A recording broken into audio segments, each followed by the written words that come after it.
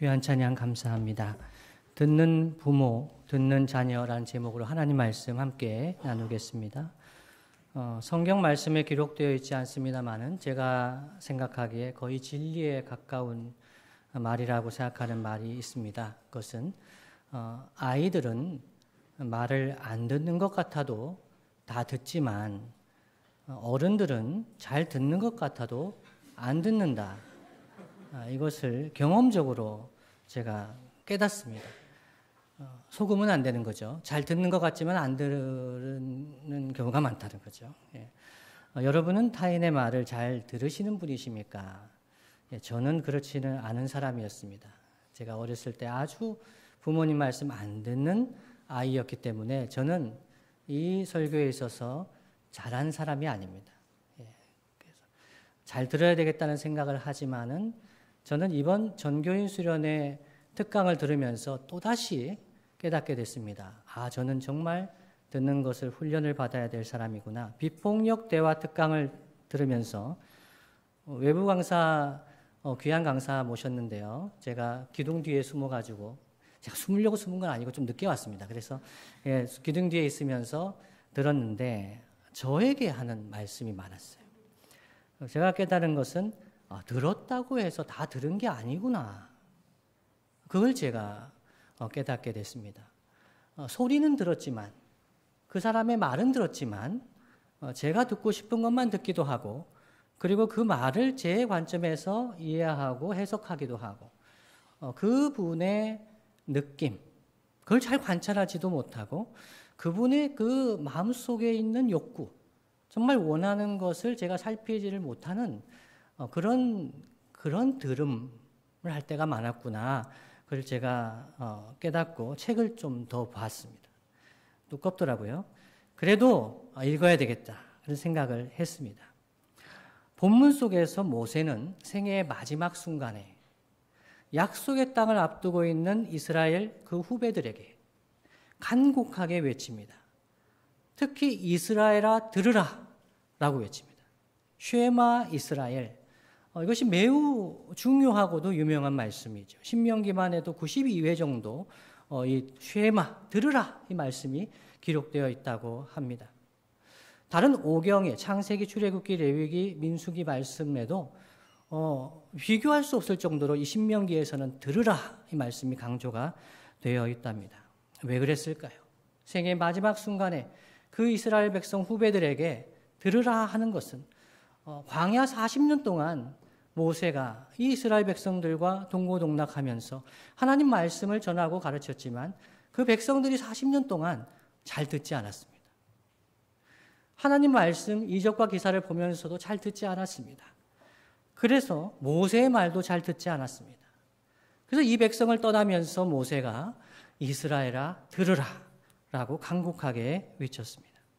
오늘은 어버이 주일을 맞이해서 하나님과 우리와의 관계에서 이 듣는 것이란 어떤 것인가, 이 듣는 것의 의미와 가치에 대해서 함께 생각해 보고 또 부모와 자녀와의 관계에 주는 교훈을 생각해 보기를 원합니다. 여러분, 기독교는 어떤 종교일까요? 사람들은 계시의 종교라고 이야기를 합니다. 기독교는 계시의 종교, 하나님의 계시의 말씀에 근거한 종교가 기독교라고 합니다. 그래서 구약 성경을 읽을 때, 원어로 읽을 때 가장 많이 반복되는 표현 중에 하나가 하나님께서 말씀하셨다는 것입니다. 하나님께서 말씀하신 그것이 우리의 신앙과 삶의 근간이 되고 중심이 되는 거죠. 그래서 우리 하나님은 말씀하시는 하나님입니다. 하나님이 말씀하시는 하나님이라면 우리가 하나님과 관계를 맺을 때 어떻게 관계를 맺어야 할까요? 우리는 들으며 관계를 맺어갑니다. 하나님은 우리에게 말씀하시기 때문에 우리는 그 말씀을 들음으로써 하나님과 관계를 맺어가고 그 관계가 형성이 되고 성숙하게 됩니다. 다른 말로 하면 우리가 듣지 않는다면, 하나님의 말씀이 들리지 않는다면 하나님과의 관계가 성숙하기가 어렵다는 말씀이 되겠습니다. 타인의 말을 듣는 것이 여러분 쉬운 것이 아니지요. 그래서 교회에서 이 기독교를 믿어보려고 하는 분들이 오면은 이 종교는 참 믿기 힘든 종교다 이런 이야기를 합니다. 여러분 어렸을 때부터 교회 다닌 분들은 그런 걸 잘 못 느끼십니다. 그런데 타 종교를 좀 이렇게 잘 경험해 보신 분들은 아실 수 있어요. 어떤 종교는 그냥 돈을 좀 내면 됩니다. 어떤 종교는 그냥 조형물을 아주 거창하고 장엄하게 해놓으면 사람들이 와서 또 잘 믿습니다. 근데 기독교는 뭐 이렇게 배우는 게 많습니까? 성경 공부도 있고 설교도 왜 이렇게 깁니까? 이거 도대체 이래가지고 믿으라는 말입니까? 사람들 쫓아내려고 하는 겁니까? 이 기독교는 배워야 하고 또 들어야 하고 이런 과정들이 많이 있습니다. 그냥 쉽게 믿을 수 있도록 하나님께서 좀 보여주시면 어떻겠습니까? 그런데 하나님은 십계명의 말씀에서 하나님을 섬기되 형상을 만들어서 섬기지 말라고 하시는 거죠. 형상을 만드는 것은 우상숭배라고 이야기를 하십니다. 그래서 하나님은 들려주십니다. 말씀하십니다. 그래서 기독교 신앙에 있어서 들음이라는 것은, 이 들음의 과정은 매우 중요합니다. 하나님은 형상이 아니라 말씀을 통해 우리에게 다가오셨습니다. 하나님의 소통 방식이죠. 신명기 4장 12절 말씀 이렇게 증거합니다. 함께 한번 읽어볼까요? 시작. 여호와께서 불길 중에서 너희에게 말씀하시되 음성뿐이므로 너희가 그 말소리만 듣고 형상은 보지 못하였느니라. 하나님께서 그 백성에게 언약을 맺으시고 말씀하실 때 보여주실만 하잖아요. 그런데 말씀으로 하셨다. 이 하나님께서 계시하신 것이 구약에 많이 있는데, 근데 하나님께서 이 계시의 절정으로 보여주신 것이 있는데 그것이 우리 주 예수 그리스도이십니다. 예수님이 하나님의 계시의 절정입니다. 보여주셨네요. 그런데 예수님을 보여주시면서도 듣는 것이 중요하다고 말씀하셨습니다. 마가복음 9장 7절 말씀입니다. 요한복음 1장 14절 먼저 읽어드립니다. 말씀이 육신이 되어 우리 가운데 거하심에 우리가 그의 영광을 보니 아버지의 독생자의 영광이요 은혜와 진리가 충만하더라 말씀합니다. 말씀이 육신이 되어 우리 가운데 거하신 것, 하나님의 아들 독생자 예수 그리스도께서 성육신하신 것, 우리에게 보여주신 하나님의 계시입니다. 하나님의 계시의 절정입니다. 그런데 그때도 이 예수님을 통해서 우리에게 말씀하신다. 그 말씀을 듣는 것이 중요하다고 말씀하십니다. 마가복음 9장 7절 말씀입니다. 제가 읽어드립니다. 마침 구름이 와서 그들을 덮으며 구름 속에서 소리가 나되 이는 내 사랑하는 아들이니 너희는 그의 말을 들으라 하는지라 말씀했습니다. 예수님 우리에게 오셔서 십자가 지시고 부활 승천하신 예수님의 그 계시, 하나님의 계시, 그 예수님께서 오셔서 보여주신 것도 있지만 예수님은 말씀하셨습니다. 그래서 그 말을 들으라고 말씀하시는 것이죠. 로마서 10장 17절 말씀도 이렇게 증거합니다. 함께 한번 읽어봅니다. 시작. 그러므로 믿음은 들음에서 나며 들음은 그리스도의 말씀으로 말미암았느니라. 믿음은 들음에서 난다. 믿음은 보는 것에서 날만 하지 않습니까? 좋은 성전을 보고 좋은 건축물을 보고 그런 것을 통해서 믿음이 날 것 같은데 믿음은 들음에서 나는데 들음은 그리스도의 말씀으로 말미암는다라고 합니다. 예수님께서 성육신하시고 말씀하시고 이 말씀을 기록하여 우리에게 전해주시면서 그 말씀을 우리가 듣고 알아가면서 믿음이 생깁니다. 예수님을 믿게 되고 하나님을 믿게 되는 겁니다.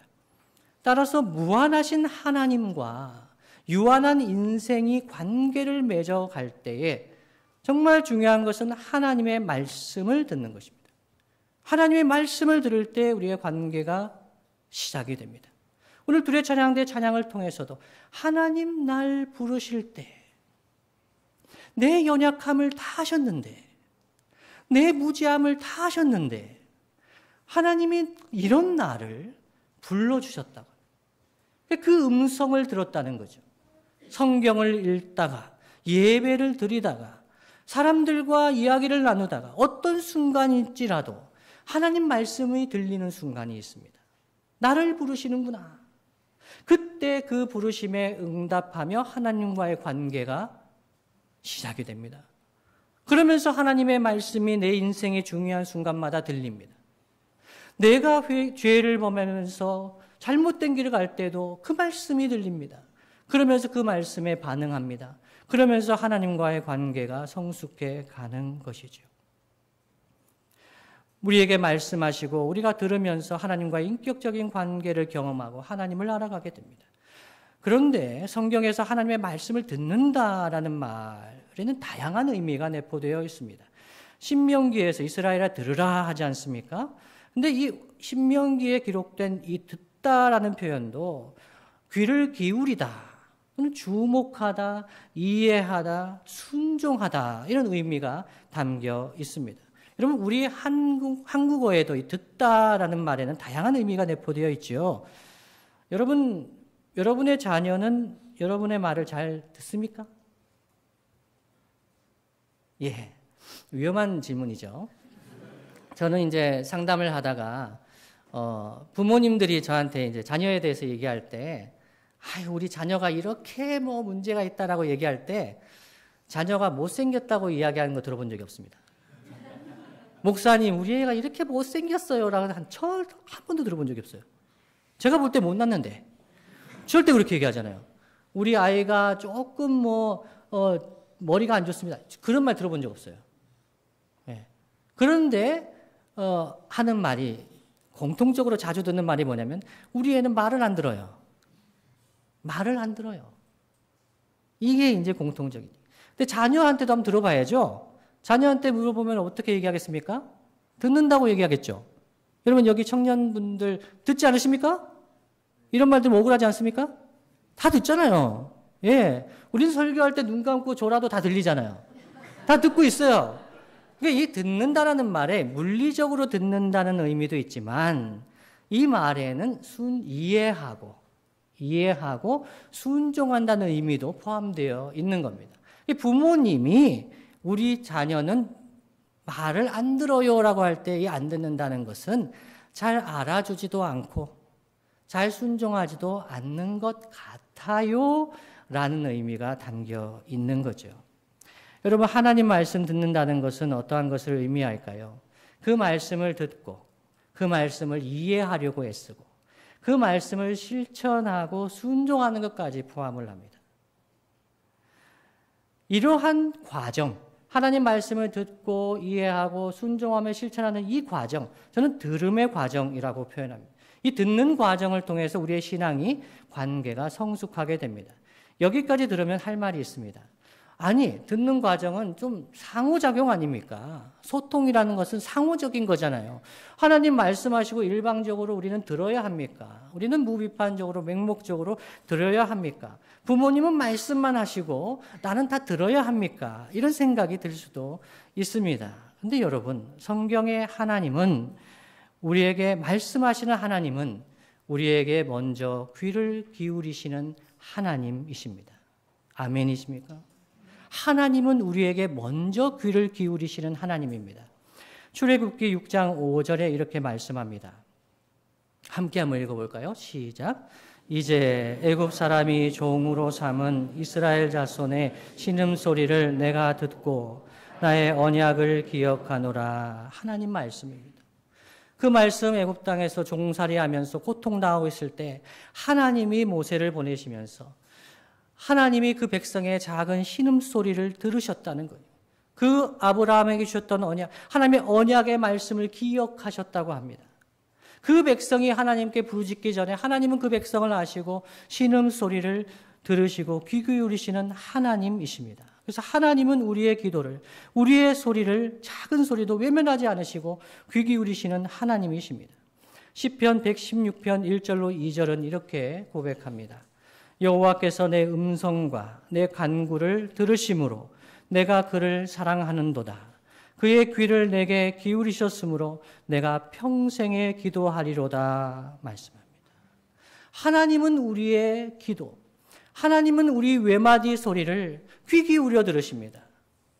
주여라고 부를 때, 아무것도 알지 못해서 어리석어서 뭐라고 기도할지도 모를 때, 그때 우리 학교에서, 우리의 직장에서, 우리의 가정에서, 길거리에서 아무도 없는 곳에 아무도 내 소리를 들을 것 같지 않다고 생각될 때 내 외마디 소리를 하나님은 들으십니다. 귀 기울여 들으십니다. 그 기도에 외면하지 않으십니다. 그래서 시편 기자는 그렇기 때문에 내가 하나님을 사랑하는도다라고 얘기해요. 그래서 하나님이 내게 귀를 기울이셨기 때문에 내가 일평생 기도하겠다고 고백하는 성도가 우리 신앙의 선배들이고 우리의 고백입니다. 그 백성의 작은 신음소리도 들으시고 기도에 귀 기울이시는 그 하나님, 그 사랑의 하나님, 그 말씀을 듣는 것이 우리의 인생을 바꿔놓습니다. 세상의 소리를 들으면, 사람들의 소리를 들으면 우리는 소망이 없습니다. 내 마음의 내면의 소리를 들어도 소망이 없습니다. 그런데 그 어떤 순간에도 우리 하나님의 음성을 들으면 우리 안에 소망이 생깁니다. 하나님 나를 사랑하신다는 그 사랑의 음성을 들을 때에 소망이 생깁니다. 아무리 불의한 세상 가운데 살아가더라도, 아무리 불의한 일이 득세하고 있는 직장과 학교와 일터에 살아가더라도 하나님께서 정의로우신 하나님, 공의의 하나님께서 심판하시겠다고 약속하시는 그 소리가 들릴 때 우리는 힘을 낼 수가 있습니다. 우리는 소망을 잃지 아니할 수가 있습니다. 그래서 성도는 하나님 음성 들어야 삽니다. 하나님의 음성을 들을 때에 우리가 하나님께 기도하게 됩니다. 오늘 신명기 말씀에서 하나님께서 말씀하십니다. 4절 말씀이죠. 이스라엘아 들으라. 우리 하나님 여호와는 오직 유일한 여호와이시니 너는 마음을 다하고 뜻을 다하고 힘을 다하여 내 하나님 여호와를 사랑하라 라고 말씀하십니다. 하나님을 사랑하라 라고 말씀하시는데 그 사랑하는 구체적인 행동이 어떠한 것인가를 이어서 말씀하고 있습니다. 그것은 6절에 오늘 내가 네게 명하는 이 말씀을 너는 마음에 새기고, 첫 번째는 그 말씀을 우리 마음에 새기는 것, 두 번째는 7절에 내 자녀에게 부지런히 가르치는 것입니다. 일상 가운데서 자녀에게 부지런히 가르치는 것, 이것이 하나님을 마음과 뜻과 힘을 다해서 사랑하는 사람의 삶이라고 이야기를 합니다. 저는 이제 일부 예배 때는 말씀드렸습니다만은 이것은 조작적 정의라고 할 수 있습니다. 좀 어렵지만요. 어떤 정의가 있습니다. 사랑이 무엇인가?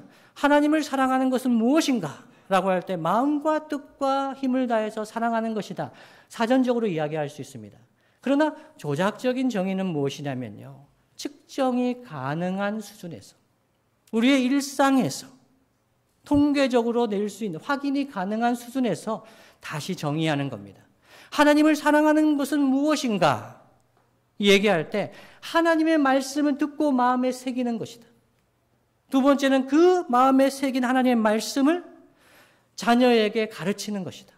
이 두 가지를 구체적으로 이야기를 합니다.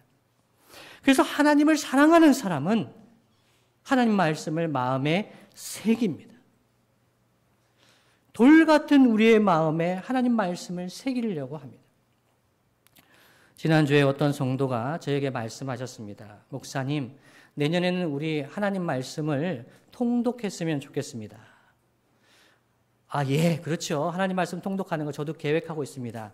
함께 180일이든지 뭐 1년에 1독이든지 좀 함께 하나님 말씀을 1년 운동을 하면 좋겠습니다. 예, 그런데 그 성도가 한술 더 떠서 목사님, 하나님 말씀을 암송하면 좋겠습니다.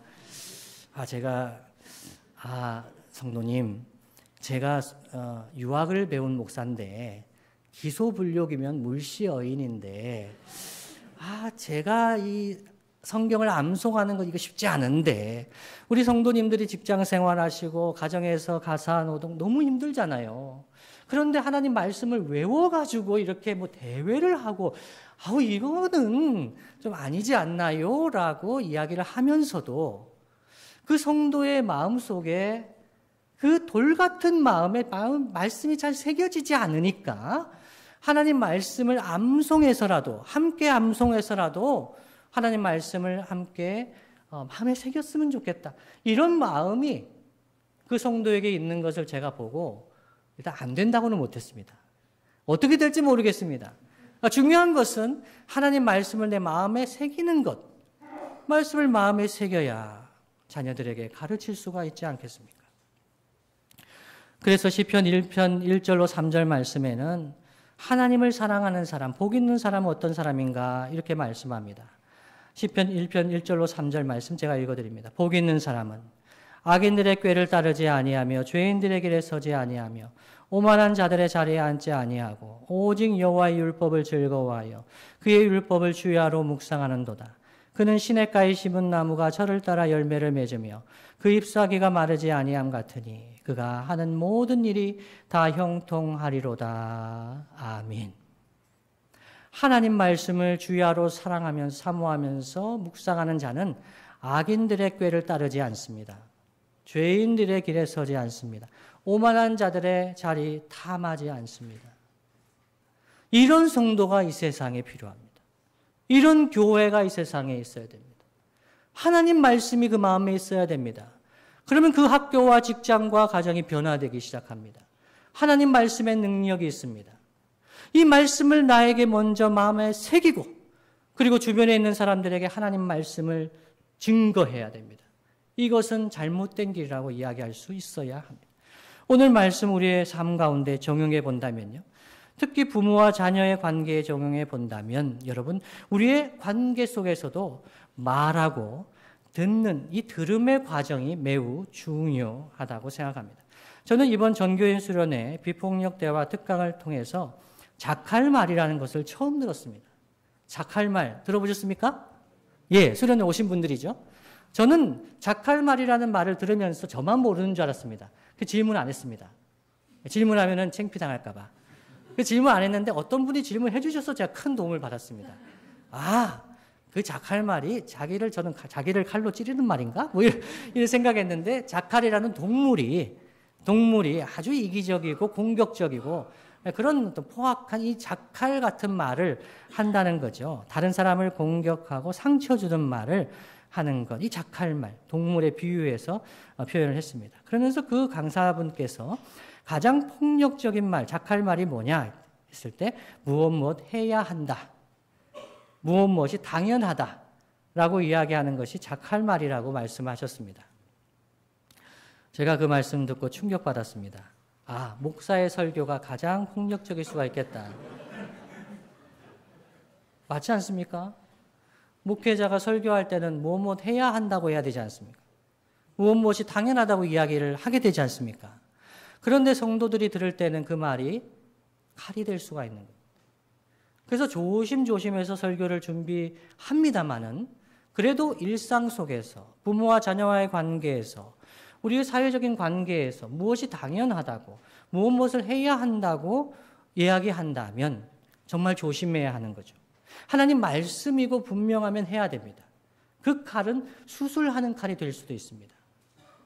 그러나 정말 우리가 알지 못하고 그냥 무비판적으로 내 개인의 생각을 가지고 당연하다고 이야기한다면 그것은 자칼말이 될 수 있겠다라고 생각을 했습니다. 일단 저는 그 특강을 들으면서 제가 먼저 자칼말을 하지 말아야겠다라고 생각했습니다. 여러 선생님들께서 또 학생들과 부모들에게 자칼말들을 많이 들으실 것 같습니다. 저도 자칼말을 종종 듣습니다. 저도 이웃들에게 성도들에게 자칼말을 듣습니다. 그런데 들을 때 제가 그 말을 감정적으로 판단하지 말아야겠다 생각했습니다. 그 말에 반응하기보다 그런 말을 하는 성도들과 이웃들의 그 느낌을 관찰하고 살피고 왜 그런 이야기를 하는가, 그 마음속에 있는 욕구를 제가 잘 살펴야 하겠다. 그래서 그 욕구를 이해하면서 제 자신 안에 있는 욕구도 분별하면서 이어줄 수 있는, 공감할 수 있는 능력이 저한테도 있으면 좋겠다라고 생각했습니다. 물론 실천은 쉽지 않습니다. 그래서 많이 배워야 하겠지요. 그렇기 때문에 우리는 가정에서 부모와 자녀와의 관계에서 듣는 것도 힘써 배워야 한다는 것을 생각하게 됐습니다. 그래서 오늘 말씀의 적용의 부분에서 우리는 먼저 잘 듣는 부모, 그리고 먼저 잘 듣는 자녀가 되면 좋겠습니다. 그렇다면 우리가 무엇을 들어야 할까요? 첫 번째는요, 하나님의 말씀을 잘 듣는 부모와 자녀가 되기를 간절히 바랍니다. 먼저 부모 세대는 하나님의 말씀을 들을 수 있어야 합니다. 부모 세대가 하나님 말씀을 잘 들을 수가 있어야 합니다. 오늘 말씀에도 6절에 오늘 내가 네게 명하는 이 말씀을 너는 마음에 새기고 라고 말씀했습니다. 부모가 하나님의 말씀을 마음에 새겨야 합니다. 말씀을 사모하면서 말씀을 귀히 여기면서 들어야 합니다. 저는 어렸을 때 제 부모님, 어머니를 뒷모습을 보면서 교회 생활했습니다. 제 어머니는 예배당에서 맨 앞자리에 앉으셨습니다. 그래서 매번 우셨습니다. 그래서 저희 아버지는 교회 안 나간다고 하는 이유가 뭐였냐면 저 엄마는 맨 앞자리에 나가서 계속 울고 있다고, 쪽팔려서 못 나가겠다고, 그래서 교회를 안 나오셨습니다. 그런데 제 어머니는 너무나 말씀을 사모하셨습니다. 하나님 말씀 듣는 거 사모하셨습니다. 평소에도 성경을 읽으시면서 필사하시면서 그런 어머니이셨습니다. 저는 다 잘 듣는 줄 알았습니다. 왜냐하면 앞자리에 앉았기 때문에 다른 사람들이 어떻게 듣는지를 몰랐습니다. 말씀 잘 듣는 것, 부모가 자녀에게 물려줄 수 있는 귀한 신앙의 유산입니다. 어떻게 말씀을 잘 들을까요? 이미 기록된 하나님의 말씀을 잘 들어야 합니다. 설교를 통해서 하나님 말씀 듣지만은 평상 일상 속에서 부모가 하나님 말씀을 잘 묵상하고 듣는 모습을 우리 자녀에게 전해 주어야 합니다. 예전에 제가 성경 공부를 인도할 때 어떤 분이 성경 공부를 준비하면서 말씀을 예습을 해야 되니까 성경을 읽었답니다. 그 사춘기 아이가 와서 물어봤답니다. 엄마도 성경 봐? 처음 보네? 충격받았답니다. 그 엄마가. 그 자녀가 그 엄마가 성경 보는 것을 못 봤다는 거예요. 그러면서 그 아이가 엄마 옆에 와가지고 성경 보더랍니다. 부모가 자녀에게 물려줄 수 있는 하나님 말씀 마음에 새기는 이 모든 것이 좋은 신앙교육입니다. 그렇다면 자녀들은 어떻게 하나님 말씀을 잘 들을 수 있을까요? 우리의 자녀들은 부모를 통해서 하나님의 말씀을 듣습니다. 이것이 신명기 말씀의 내용입니다. 부모가 먼저 마음에 말씀을 새기고 일상 속에서 자녀에게 가르치라고 이야기를 합니다. 그런데 저부터 해서 어렸을 때 우리 자녀들에게 신앙교육할 때 성경책을 던져줍니다. 그러면서 성경을 읽게 합니다. 제가 아이들 유치원 들어갔을 때도 성경책을 읽어주면서 읽으라고 합니다. 읽을 수 있겠습니까? 못 읽습니다. 그런데 우리는 아이들에게 성경책을 우리가 독학을 했으니까요. 우리가 독학을 했으니까 아이들도 독학을 시킵니다. 책 읽고 공부해라 이렇게 합니다. 그런데 성경적인 자녀 교육은 부모가 말씀을 마음에 새기고 일상 속에서 자녀에게 말씀을 가르치는 겁니다. 어떻게 해요? 말과 삶으로 가르칩니다. 그 말씀을 순종하지 못할 때는 부끄럽지만 부끄러운 대로 말씀을 가르칩니다. 가끔은 제 아들이 저한테 이야기한 적이 있습니다. 초등학교 때입니다. 가정예배를 할 때 아빠, 목사님이 그러면 안 되죠? 저는 솔직하게 이렇게 나눈다고 나눈 겁니다. 그런데 아들이 목사님이 그러면 안 되죠. 그러면 저는 아들을 통해서도 듣는 거죠. 그래서 부모와 자녀 사이에 이 관계, 하나님의 말씀을 가지고 말씀을 들려주고 그 말씀을 듣고 그 말씀으로 부모와 함께 걸어가는 이 삶이 정말 복된 관계입니다. 우리의 자녀들은 우리의 말뿐만 아니라 우리의 비언어적인 표현, 우리의 삶도 다 보고 있습니다. 우리의 하나님 앞에서 우리의 자녀들의 최고의 성경 교사는 목사가 아닙니다. 전도사가 아닙니다. 우리의 자녀들에게 최고의 성경 교사는 부모입니다. 부모가 누구보다도 자녀에게 성경을 제일 효과적으로 가르칠 수가 있습니다. 왜 그렇습니까?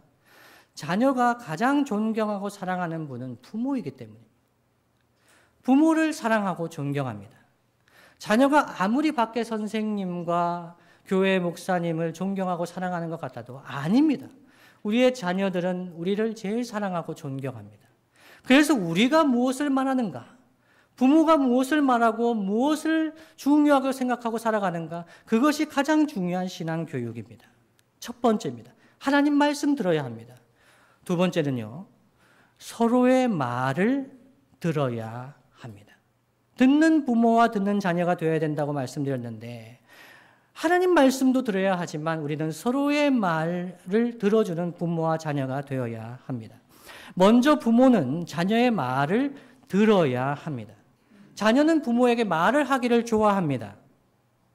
이렇게 저렇게 이야기를 합니다. 안심이 안 돼 걱정이 되기 때문입니다. 그러나 부모는 자녀의 말을 먼저 들어주어야 합니다. 마치 출애굽기에 이 이집트 애굽 땅에서 종살이하던 이스라엘 백성들의 그 신음소리를 들으신 하나님처럼 그 자녀들은 지금도 우리에게 말하고 있습니다. 자녀들은 말로 우리에게 이야기하지 않더라도 행동으로 그들의 삶으로 우리에게 말하고 있습니다. 고통하고 있습니다. 학교에서, 직장에서, 길거리에서 끊임없이 우리에게 말하고 있습니다. 우리는 그들의 소리를 귀 기울여 들어주어야 합니다. 자녀들의 말을 들어주어야 합니다. 내면의 욕구를 잘 이해하고 공감해 줄 수 있어야 합니다. 우리가 말하는 것, 가르치는 것도 중요하지만 하나님께서 우리의 작은 신음에도 귀 기울여 주셨던 것처럼 우리의 작은 미성숙한 자녀들의 말에도 귀 기울여 주어야 합니다. 때로는 기다려 주어야 합니다. 저는 요즘에 거리를 운전하며 다니다가 어린이집 다니는 아이들이 이렇게 눈에 들어옵니다. 손주를 볼 때가 돼서 그런 건 아닙니다. 그런데 이 아이들이 눈에 들어오는데요. 어머니와 아버지가 아이들 데리고 이제 어린이집에 빨리 데려다 줘야 되잖아요. 그런데 아이들이 엄마를 이야기하려고 그래요. 엄마 뭐 이야기를 하려고 그래요. 근데 엄마는 바빠요. 아빠도 바빠요. 그래서 그 아이가 막 이야기하려고 하는데 귀 기울여 들어주지를 못해요. 엄마 피곤하잖아요. 아빠도 피곤하죠. 근데 제 그 모습을 보면 눈물이 납니다. 어렸을 때 우리 아이들이 얼마나 표현하고 싶었을까? 3살, 4살. 여러분, 사춘기가 되면 잘 표현합니까? 못합니다. 엄마, 아빠에게 뭔가를 표현하려고 하면 준비해야 됩니다. 그런데 엄마, 아빠 앞에 서면은 말이 헛나갑니다.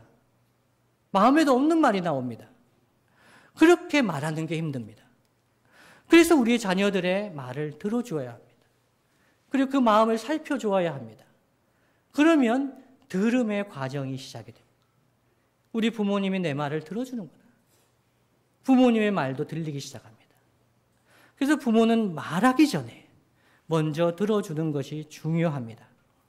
우리의 자녀들이 말을 잘 안 듣는다고 생각되신다면 여러분, 우리 부모의 자칼 같은 말 때문에 혹시 그 자녀들이 귀를 막지는 않았는지, 우리의 자녀들이 부모가 말을 잘 들어주지 않는다고 생각하지는 않는지 살펴보아야 하겠습니다. 여러분, 다른 한편 반대로 보면요. 자녀들도 부모님의 말을 잘 들어드려야 합니다. 부모님의 말, 그 말보다 그 말 이면에 있는 그 부모님들의 마음을 살펴드리는 것이 저는 효도라고 생각합니다. 저는 대학 2학년이 되면서 행정고시를 보지 않겠다고 선언을 했습니다. 그래서 부모님이 너무너무 놀라셨습니다. 저만 보면서 살아왔던 분입니다. 가정에 제가 이래봬도 저희 가족에는 소망이었습니다. 가정의 희망. 그런데 제가 2학년 되면서 고시반을 나왔습니다. 1차 한번 쳐보지도 않고 그냥 안 한다고 한 겁니다. 그래서 부모님이 너무 놀라셨고 힘들어하셨습니다. 어머니가 저한테 말씀하셨습니다. 보약 한 제를 지어주시면서 딴 생각하지 말고 고시 공부해라 하셨습니다. 그때 제가 뭐라고 말씀했냐면요. 사도행전 말씀 설교하다 보면 나오더라고요. 하나님 앞에서 어머니 말씀 듣는 것이 옳습니까? 하나님 말씀 듣는 것이 옳습니까? 정말 못된 아들이죠. 정말 못된 아들이죠. 저는 그 순간을 잊을 수가 없습니다. 저는 그렇게 말씀드려야 어머니가 포기하실 줄 알고 가슴에 못을 박았습니다. 그러나 그때는 제가 옳다고 생각했습니다. 그거 하나님 말씀, 하나님께 순종하는 것이 옳지 않느냐 그렇게 생각했습니다.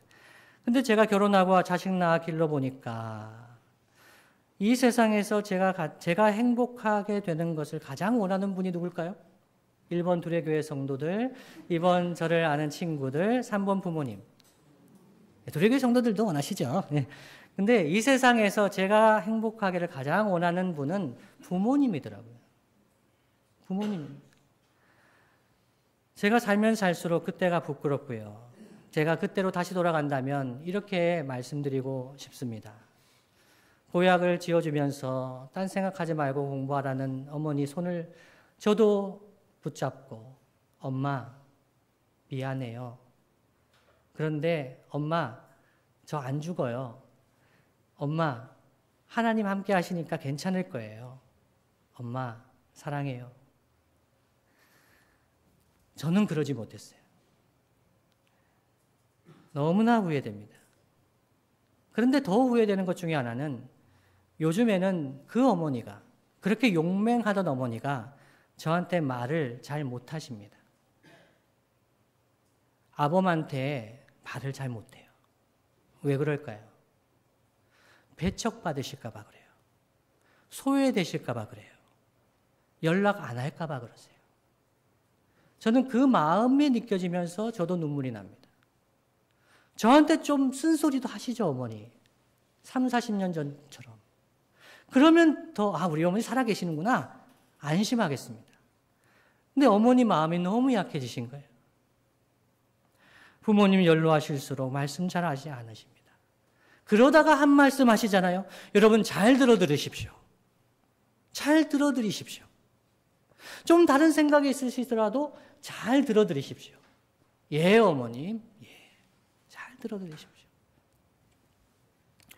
잘 들어드리고 공감해드리는 것을 통해서 우리 하나님께서 부모님을 통해 주시는 지혜를 공급하게 됩니다. 말씀을 마무리하겠습니다. 오늘은 어버이 주일입니다. 여러분, 효도 별게 있겠습니까? 부모님 말씀 잘 듣는 것에서 출발한다고 생각합니다. 카네이션 안 달아드려도 되지 않겠습니까? 그래서 오늘 저는 다육이를 준비했습니다.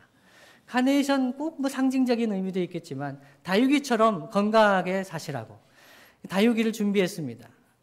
우리 부모님께 카네이션 잘 못 달아드려도 부모님 말씀 잘 들어드리면 되지 않겠습니까? 우리가 부모님 말씀을 잘 듣지 않는데 어떻게 자녀들이 우리 말을 잘 듣기를 바라겠습니까? 저는 가끔 아내와 대화할 때 이런 말을 합니다. 아내가 아이들 때문에 힘들어할 때가 왜 없겠습니까? 천사 같은 아이들인데도 그래도 말 잘 안 들을 때가 많지 않겠습니까? 그때 제가 아내에게 이야기합니다. 여보, 날 생각하고 참아요.